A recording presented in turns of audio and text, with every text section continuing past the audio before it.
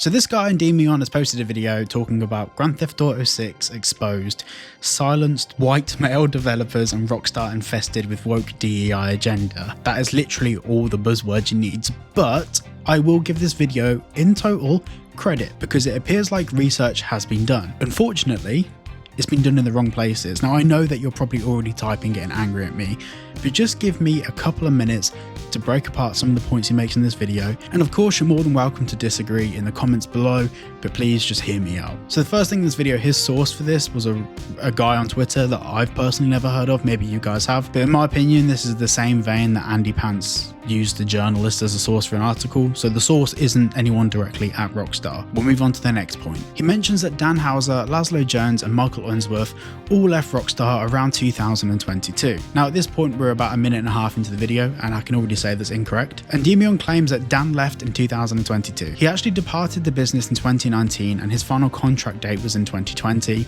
but he didn't return to the office, so he actually left the business in 2019, 3 years before everything that you're seeing happening in this video. Then Laszlo supposedly left because of the woke mind virus at Rockstar Games, but a quick Google search, like literally the first thing that comes up in Google from leaving, is an interview that Laszlo did with IGN where he talks about the reason why he left is because his sister had developed a terminal cancer and he became her primary full-time carer. This was actually well documented and there's multiple interviews about this. Then next we have Michael Unsworth leaving. Well, Michael Unsworth put on LinkedIn about 2 years ago now that he wants to venture more into audiobooks, and Dan Houser started a company focusing predominantly on audiobooks, so he ended up working with Dan Houser, as I'm guessing that they both enjoyed working together. Now none of this 24-minute video by Endymion TV actually gives any proof that the reasons why these people left were anything to do with what he actually showed in the video. It was merely speculation presented as fact. But once again, we'll move on to the rest of the video. Now during this video he mentions Stacey Gordon and he goes into detail about how she's part of this mind virus brainwashing everyone, and then very quickly glosses over her lectures and her podcast, which were predominantly focused on encouraging people of colour to go into different professions. Her target demographic is predominantly people of colour. But from this information, Endymion extrapolates that Rockstar Studios are getting choked to death by the woke virus and the culture of unconscious bias. I just want to point out here that throughout this video, on about 8 different occasions, he mentions that Rockstar Games employees are being forced to take this course. Not choosing to, being forced. Absolutely no proof for that, and actually speaking to 2 Rockstar employees, one former and one present, they were never at all forced or encouraged by Rockstar to take this course, but we'll get onto that in a little bit. He then states that this course was exclusively pushed onto white employees at Rockstar Games, which once again, there is no evidence of. If that was true, that would be a massive problem and his whole video would be correct. But we'll get onto that because once again, that's not true. Next he shows how this woman is associated with Rockstar. Now looking all over Google, I can't find any reference to her being part of Rockstar Games or actually working directly with Rockstar Games. However, she has a fully published course supported by LinkedIn, backed by LinkedIn, that many LinkedIn members would have received notifications to go ahead and do the course. Now for those that don't know, on LinkedIn you can complete many different courses. This helps your discoverability for job applications, but also it boosts your rankings on LinkedIn because it shows that you're more qualified in different things. Every week LinkedIn will recommend new courses to you, and usually this works by some sort of paid partnership between the person that makes the course and LinkedIn themselves. Now I actually want to mention here, if you go onto LinkedIn's learning platform, her course is one of the recommended courses pushed by LinkedIn, and this is further supported by the fact that at the bottom of the page it states that it's a LinkedIn backed course. I don't work for Rockstar, and I'm sure if any of you actually go and check this on your LinkedIn page, you'll be able to find her course as a supported course for all of LinkedIn.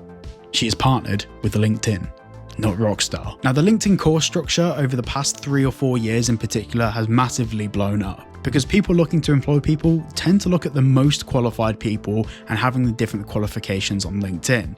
This is part of LinkedIn's push for a learning platform. Now to be clear, at this point Rockstar have absolutely zero involvement directly with this lady. This is purely LinkedIn pushing it to people within the industry. She also has 88,000 followers and nearly 500,000 people have completed her LinkedIn course. Everyone from people at McDonald's to Walmart, and I actually just searched for some random names on LinkedIn, and within the first page of search results I found 3 people that had completed that course, because it was a massive push by LinkedIn. Now if you wanted to title this video LinkedIn exposed silences white people, whatever, go ahead, do it.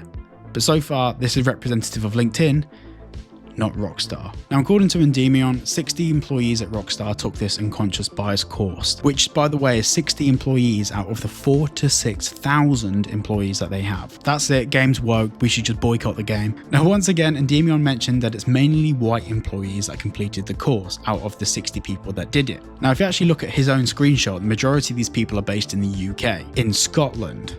Now, my dear boy, I'm not sure if you've ever been to Scotland, but it's not exactly the largest pool of diversity you've ever seen. And more to the point, a lot of the images that you and your fellow buddies in the community keep pushing online, which is pictures of Rockstar's employees, nearly all of them are white. So if you took a small sample of people out of these 4,000 to 6,000 employees and a percentage of them were to complete this course, it's very, very, very, very, very likely that the vast majority, if not all of them, would be white. This is basic data. You then talk about Michael P, who apparently has been infected with the woke mind virus. And do you know why he's ruining our game and he's infected with the woke mind virus?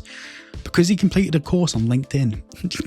Yet even in this very video, you acknowledge that he's been at the company for 23 years. A 28-minute course out of all the courses he's done on LinkedIn is not going to invigorate him to bring out the gay in him. Like, your total outlook in this situation is very extreme. Now, the rest of his video hinges on everything that we've just discussed, and it takes that as the basis for the rest of his arguments being completely truthful. Now, I'm not in any position to say whether he skewed this information to drive a point home, or whether it was just slightly misrepresented by the person that gave him this information, but I want to reiterate here, we are judging the outcome of a game based on stuff that isn't even true.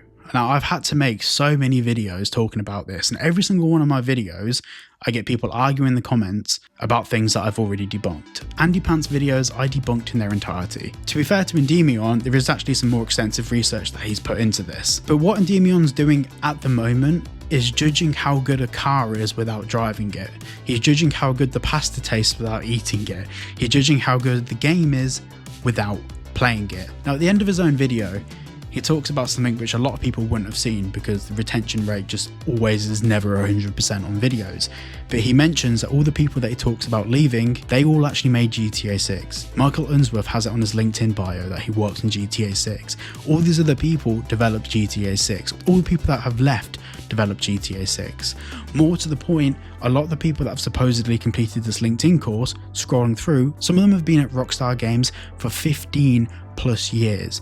Doing a LinkedIn course is not going to change the whole outlook and perception on the whole world and their own political biases. They're doing this course to get a little tick box on LinkedIn. And if you don't believe that, I want to ask you all the question right now. If you're presented with a course on LinkedIn and you complete it, is that going to completely change the way that you approach life, gaming, your work, your profession, your career? Very unlikely. So out of the 6,000 or so employees of Rockstar, 60 people completed the course and maybe one employee was actually personally affected by it. Thank you so much for watching today's video. I'll see you all in the next one. I'm just